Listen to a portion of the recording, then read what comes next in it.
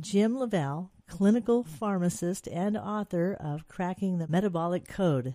And great to have you in the studio this afternoon, well, by way of telephone anyway. So you're going to tell us about staying healthy, even on a budget. When do you turn the TV on and not hear about how it's costing more and more to live? Inflation has really hit, and, it's pinching people's pocketbooks. Their grocery bill ends up getting, hey, can we buy as nice as stuff? Or, where we're going to have to cut our corners at, right? Exactly. And I think you got to think about diet as baseline for how you're going to live a longer, healthier life. And sometimes buying those kind of foods are expensive. And so how can you do it if you're living alone? How do you do it if you don't want a bunch of it to rot in your fridge because you bought too much of it, which happens a lot. I've done that. Right? When you're buying fresh produce, all of a sudden you're looking at organic, think of organic beets or organic anything, and you're going, oh my gosh, this is already bad, and I just bought it, right? So I think there's a lot of ways to think about, first of all, well, what does it mean to eat healthier? So you think about the blue zones, and, there's great specials out on that now, but I mean, we've been tracking that for quite a while. And then in addition to that, what are the tips? I mean, what are some things that you can do that will allow you to still enjoy, eating food that's really healthy for you and it's going to promote you living a longer, healthier life, and at the same time, save some money? Well, it sounds like you're already answering some of the questions I have for you, but can you tell us, is it more expensive to eat healthy? Well, you know what? If you go to a Chipotle or you go to Chick-fil-A or you go to any fast food place, I see people spending $25, $30, $35 on a meal for two all the time. So I don't think it's really any more expensive to eat healthy. I think you'll probably eat a little less, right? Which everybody should be doing, because we do have a big obesity problem here in the U.S. So learning how to eat a little less with higher quality foods, I think, is a great start. But no, you can eat healthy. You just have to deploy a few tricks, right? I know for myself, when our son and my father was no longer in our home, within a few years ago, we were overbuying, and I was throwing stuff out all the time. So ordering from a food service, like it delivers to the home, where you plan your meals out and you're just getting what you need for your dinners and what maybe for your lunches 3 or 4 days, I probably save 50% on my grocery bill. Wow. Just doing that, planning and buying what you need to make the meal. That was huge. If you look at the blue zones, it's real simple. People ate more vegetables. They, ate whole grains, but they did them reasonably, right? Like, you don't have to eat 11 servings of grains a day when you're sitting all day. The other thing that happened in blue zones is people moved, right? If you're in Sardinia, you're walking up and down 400 steps in 19-degree inclines, and you're 80 years old, and you're doing fine. Here, we get in our car to go get our mail at the end of our driveway. Nobody even wants to, walk to the end of the drive. Are you kidding me? That driveway is 50 feet. Now, define a blue zone for us, please, Jim. So blue zones are areas of the world where there's a high concentration of people that live to 100. So you think of Sardinia, you can think of in Greece, Loma Linda in the U.S., Okinawa in South Korea. So there's areas where people have lived longer, and they go, well, why did they live longer? It isn't just the fact that they had a magic food or they have a magic climate, although, the Greek Isles or Sardinia, it's kind of magical, in my opinion. Sure. You got great beaches and great weather. But the point being is that they ate fresh food. They didn't overeat. Typically, they ate maybe, a 12-hour day, like, 12-12 in terms of people knowing intermittent fasting. They didn't fast all day. They didn't have to. They moved around a lot. They had a big social network. So I don't want to blame it all on the food here in the U.S. Older people aren't isolated there, so people gather together as a community more. All those things were important factors, but one of the biggest factors is it is what you eat. Now, if you're having trouble with vegetables, for example, buying fresh produce, you go to Costco, for example, or Sam's Club. I don't have anything to do with either one of them, so I'm just going to mention the two big, where you go in and buy big, pallets full of food for your family. Typically you're not going to go there for 1 or 2 people, because that fresh produce is going to go bad before you get it all done. Sure. You could cook it, freeze it, right? You could freeze it if you wanted to do that type of preparation. But for, people can buy frozen vegetables. What's nice about frozen vegetables is you can reseal them. And frozen vegetables are high in nutrient content because they pick them at the height of ripeness and then they flash freeze them. So it kind of seals in the nutrients. The only thing you got to watch on frozen vegetables, right, is, don't cook them until they're mushy, right? Unless you like them that way. And what's nice, too, is they come in a bag, so you can use some of them and then put some back in the freezer, I guess, till you want to use them again. Yeah, exactly. And if you're going to a store to buy them, which of course you probably are, you can get organic, which I'm a big believer in. Hey, why have stuff sprayed on your food if you don't have to? But if not, you could just get regular frozen veggies. Just start eating vegetables would be my first key to living a longer life. But the other piece is that you can look for coupons. So if you're shopping at, a lot of people are going to different grocery stores. They've all got apps. You can look through the specials and you can look for, hey, what's in the frozen food section? What can I get that will stay fresh for me so that you're able to, coupon it, right? Save money on the actual purchase. Sure. And have something that you can utilize again. And it's the same thing with like buying meats. I mean, meats have gone up. Gosh, you think of, I don't know if you think about chicken 4 years ago versus buying chicken now. My gosh, the prices just went crazy on that, right? And so, once again, how do I fight that? Well, maybe you start to use thighs instead of breasts all the time, or maybe you just cut down how much of it you're eating. Do the serving size of the palm of your hand kind of, thing. Make sure you're just doing one palm of your hand, because a lot of times people are getting 2 palms of their hand, and so the other option is getting plant-based proteins.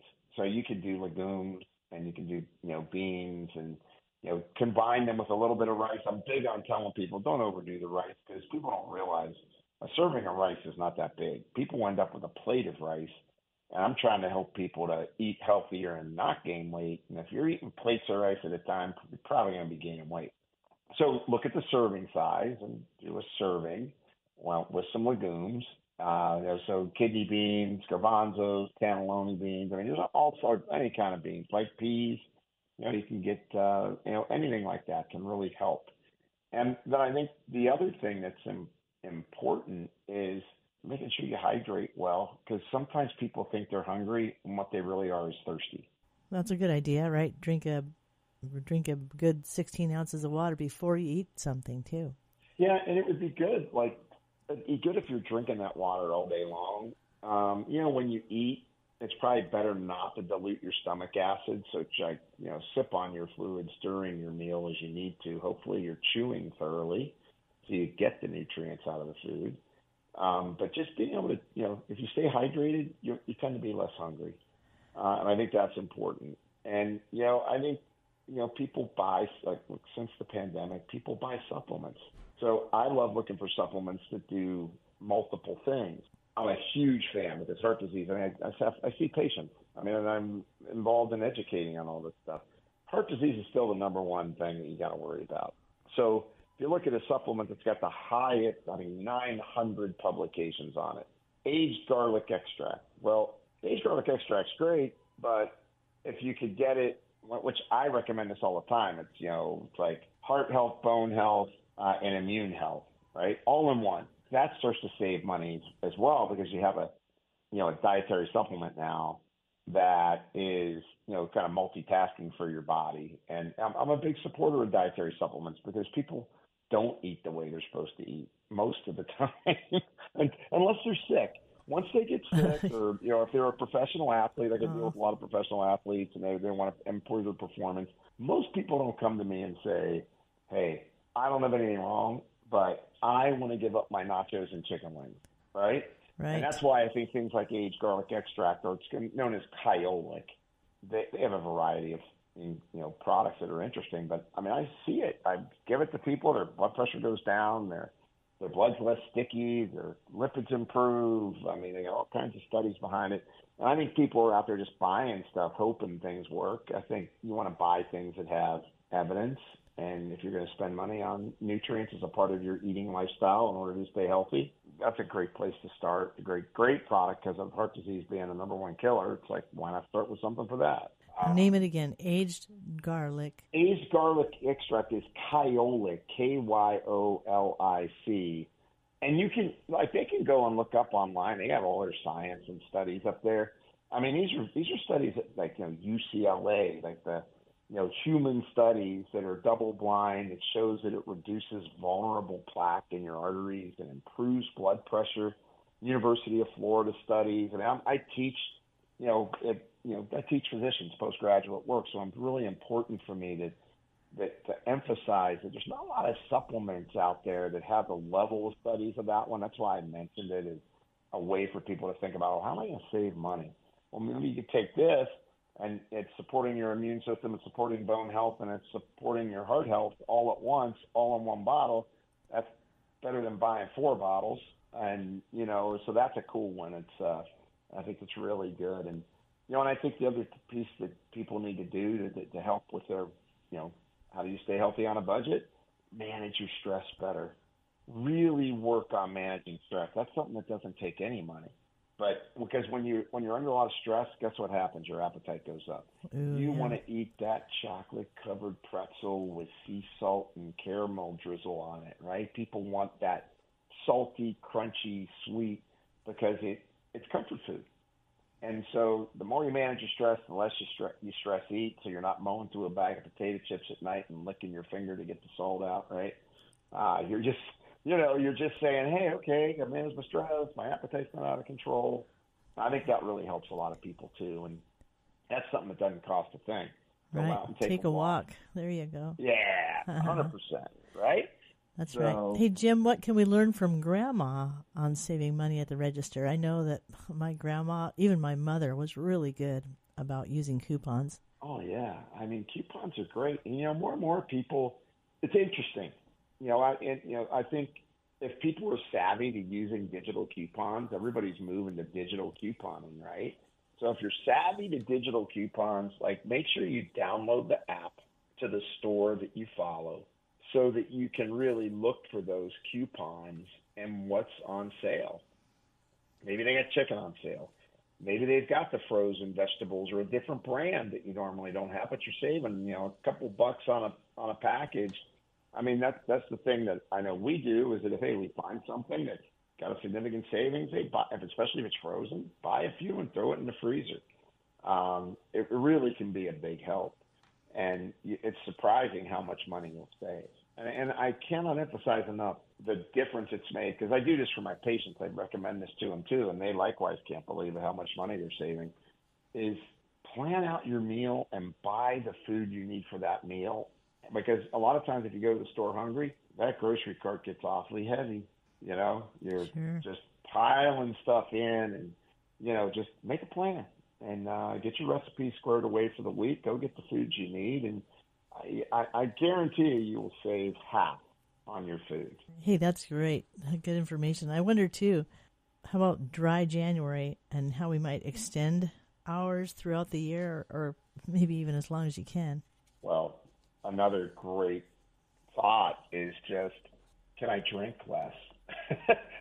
I have a lot of people that tell me, oh, yeah, I have a glass of wine tonight. Oh, do you have a glass or a goblet? And then it's like, oh, I guess I have 2 goblets a night. And I think there's a lot of, without a doubt, when I have people tracking their sleep, if you're having cocktails every night, it starts to throw off your good sleep. So your REM sleep goes down, your deep sleep goes down, you gain weight. So having a dry January, or even saying, I usually have drinks 4 nights a week, I'm going to cut it down to 2. Even if you cut it in half, you get even a decent bottle of wine you could be spending, or you're stopping and having a cocktail when you're going out to eat. I mean, you're talking about saving, $15 to $30 every time you do that. So it's pretty meaningful. And I think it's good for people. Right. Moderation. I'm not a drinker. My aunt and uncle, well, I guess they would drink a glass of wine with their evening meal. And these folks they both lived into their 90s and were both very healthy all the way through. Look, a lot of those blue zone folks, they have alcohol. I think having a little bit of alcohol each night, may not be a bad thing, but we're not in Sardinia, right? And we're not in Okinawa, and we're not in the Isles of Greece, right? Icaria, right?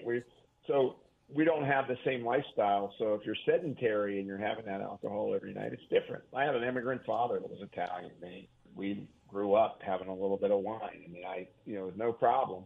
But we also worked and knew the value of, moving, making sure you keep moving. That's incredibly important. Cracking the Metabolic Code is the name of your book. And Jim, I don't see you because we're here on the phone, but I gotta ask you, how much do you weigh? Are you muscular? Do you have brown hair? What do you look like?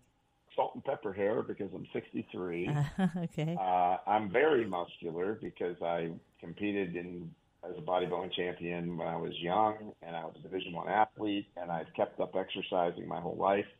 So I'm 5'10". I weigh 200 pounds. I'm about 9% body fat, and I watch my diet. I train regularly, daily. I already got my walk-in for today, and tonight when I get home, I'll do a little bit of weight training because I got my gym in my garage. And I just believe in a lifestyle of wellness and aging with vitality. James LaValle, or Jim LaValle, and your book again, Cracking the Metabolic Code. You're a clinical pharmacist. Thank you so much for your time today and giving us some good ideas on staying healthy on a budget. Well, thanks for having me. It was fun.